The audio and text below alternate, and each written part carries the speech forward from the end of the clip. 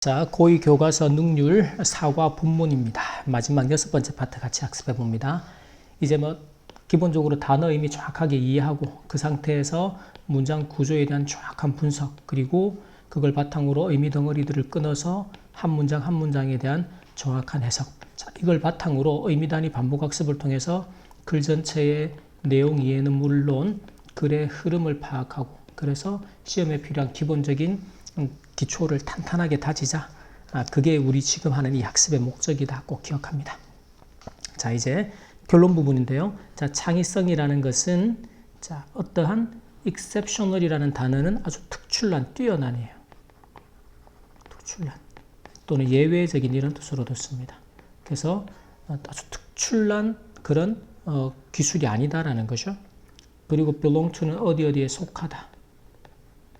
여기 이제 관계대명사, 목적격, 수식구죠.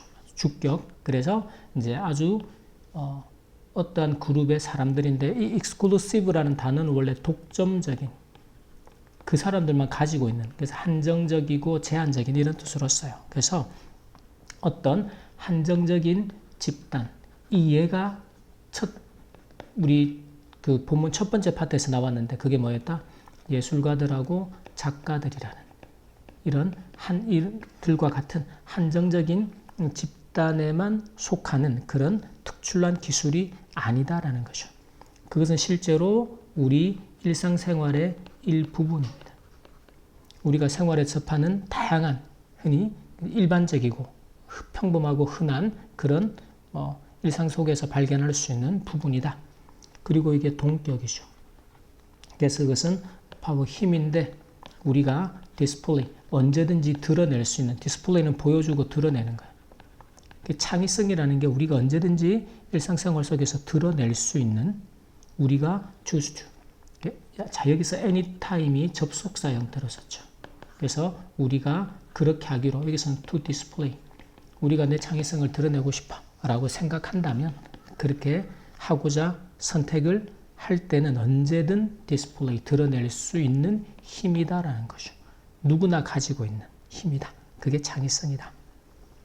자, 그 다음에 whether A or not이라는 구문으로 A인지 아닌지, 우리가 그것을 깨닫든지 아니든지 또는 인식하든지 아니든지 간에 우리는 계속해서 우리의 창의성을 사용을 해서 투부정사하고 있다. 이걸 하기 위해서 사용하다도 괜찮고, 우리의 창의성을 지속적으로 계속해서 사용을 해서 adapt, 우리가 어딘가에 원래 adapt가 적응하다도 있고, 지금은 적응이라는 게 거기에 맞춰서 나를 조정해 가는 거죠. 그래서 조정하고, 그 다음에 adjust라는 단어는 무언가에 맞추는 거예요. 그리고 재배열하는 거죠. 뭘요? 우리 주변에 있는 것들을, 우리 주변에 있는 일상적인 산물들을 우리가 조정하고 adjust, 맞추고 재배열하는. 자, 그렇게 함으로써 여기서 doing도 앞에 요 내용들이 되겠죠. 이렇게 함으로써 우리는 turning, 조정이 아주 평범하고 일상적인 것들을 turn into B로 바꾸다.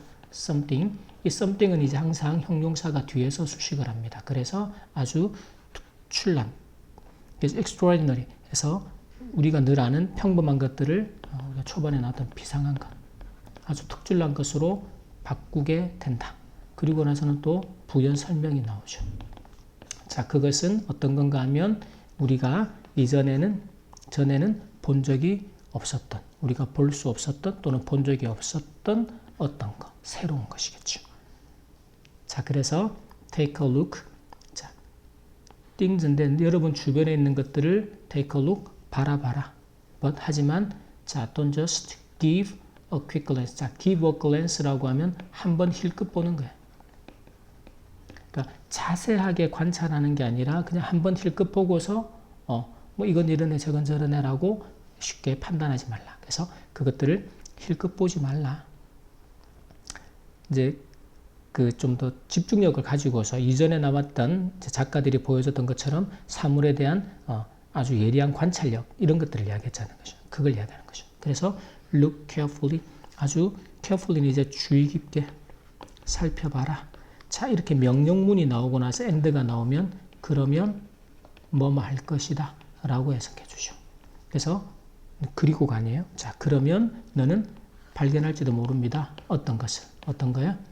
너 자신의 상상력과 그리고 창의성을 spark.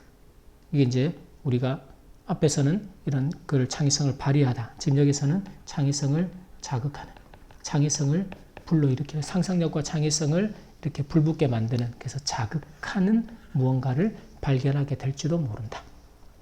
마지막 문장에서 이렇게 이제 명령문, 동사 원형 형태로 나오고 and가 나오면 뭐뭐 하라. 그러면 뭐뭐 할 것이다. 이런 해석하는 방법들도 정확하게 익혀둡니다. 자, 이제 여러분들은 본문 1에서 6까지를 의미 단위 학습으로 반복을 해가면서 기계적으로 하지 말고 그 안에 뭐 단어나 구문 마찬가지지만 철저하게 특히나 문장 구조에 대한 완벽한 이해를 통해서 문장에 대한 완벽한 해석, 그리고 이제 의미 단위가 반복이 되고 한 10회독 정도 넘어간다. 그럼 해석이나 구조는 다 이해가 될 거잖아. 돼야지. 그리고 나면 그 다음부터는 전체적인 글의 흐름과 내용에 집중을 해. 그러면 이 본문에 해당되는 시험이 어려울 수가 없단 말이야. 그리고 우리가 어법이나 서술형 등은 따로 셈의 자료 가지고 다 준비하잖아. 근데 이 내용 이해가 안 된다. 말이 안 되는 거지. 그러니까 평소 공부하는 방법이 집중력이나 공부를 할 때 여러분들이 그냥 습관적으로 하면 안 된다라는 거예요. 자꾸 그 구조를 이해하려고 하고 내용 전체나 글의 흐름을 이해하려고 하면서 공부를 해가고 쌓아가면 이 내신에서 특히나 교과서는 어려울 수가 없단 말이에요. 어려워서도 안 되고 절대로. 그래서 이 교과서가 미리 학습이 준비가 된 상태에서 우리가 이제 다른 부교재나 모의고사나 이런 부분을 공부할 시간을 벌어주도록 공부를 해야 돼요. 반드시. 그렇게 집중력을 가지고 합니다. 자, 여기까지 사과 본문의 6번째 마지막 파트 학습 마치겠습니다.